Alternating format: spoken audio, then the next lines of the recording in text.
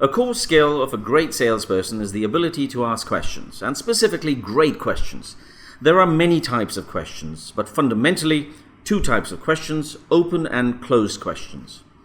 As a rule of thumb, in a complex or consultative selling environment, try to ask as many open questions as possible. You want to explore, you want to discover, and help the client uncover opportunities and needs. Now, open questions typically start with the 5 W's and 1 H. Who, what, when, where, why, and how. Apart from this, there are also 3 types of open questions.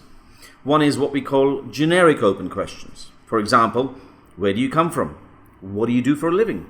How long have you lived here? What are your favorite hobbies? What are your favorite books?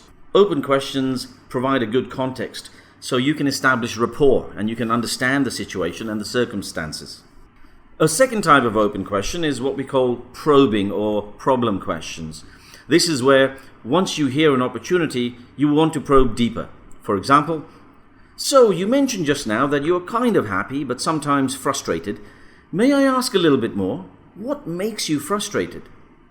You must listen for the opportunities to probe a little bit deeper, to understand the potential problems that the client may have. Sometimes probing questions may not even have to be questions. For example, tell me more. The third type of open question is reflective questions. Reflective questions generally start with what if. They are open questions that allow the client to think. What if allows the client to articulate potential outcomes that they are looking for, or potential outcomes that they should try to avoid, such as specific risks. What if this happened? How would it impact your personal situation? It could be both positive and negative. So what you're looking for are 3 types of open questions: generic, probing, and reflective questions. It is a deeper understanding of the client's circumstances.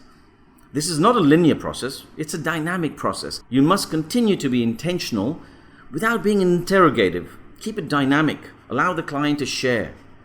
Great open questions will allow the client to go on for a while.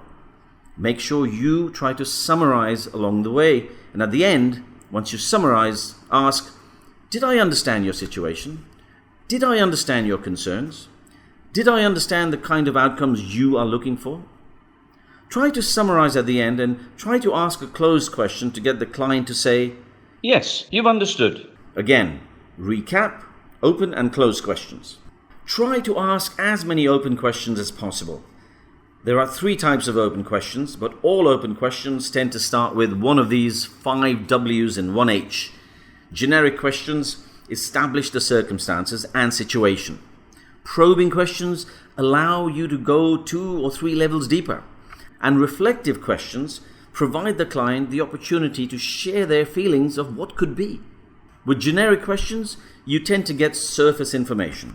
With probing questions, you tend to get both facts and feelings. But very powerfully in a selling situation, especially in a complex selling or consultative selling environment, reflective questions offer amazing insights into what the client is looking for.